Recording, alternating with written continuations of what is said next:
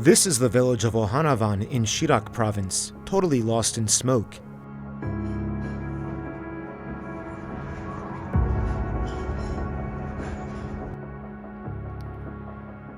The road here leads to the airport, and it's totally shrouded as well.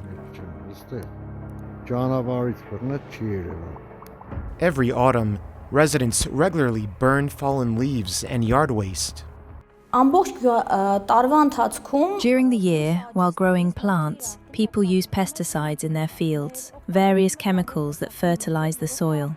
These substances, these chemicals, concentrate in the roots, stems, and leaves of the plants.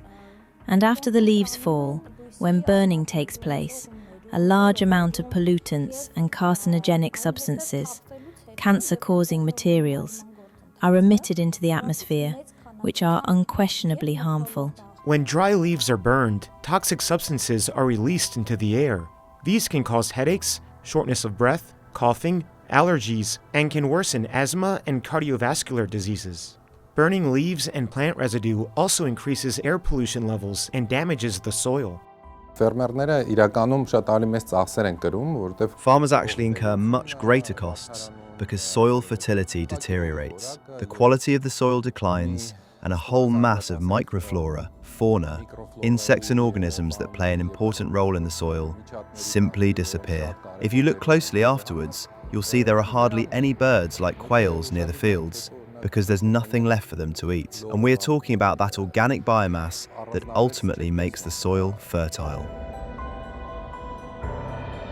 Burning waste from leaf fall is also prohibited by law.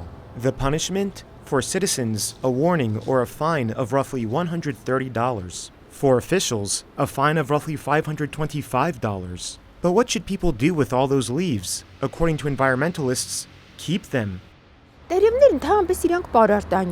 Leaves are fertilizer. We also have a yard at our house. We collect those leaves in one place, put them under trees and bushes, collected together, not scattered, and they turn into humus. Alpetyan says organized composting is an effective method which turns leaves into fertilizer.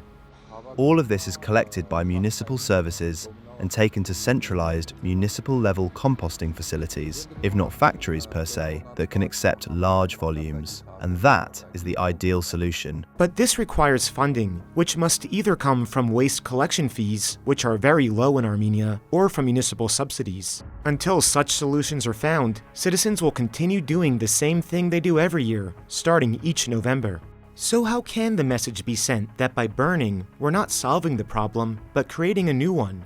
One that's more serious and more dangerous. Here, the work of communities and local self-government bodies is extremely important. They must carry out extensive awareness-raising work to explain these negative consequences to residents.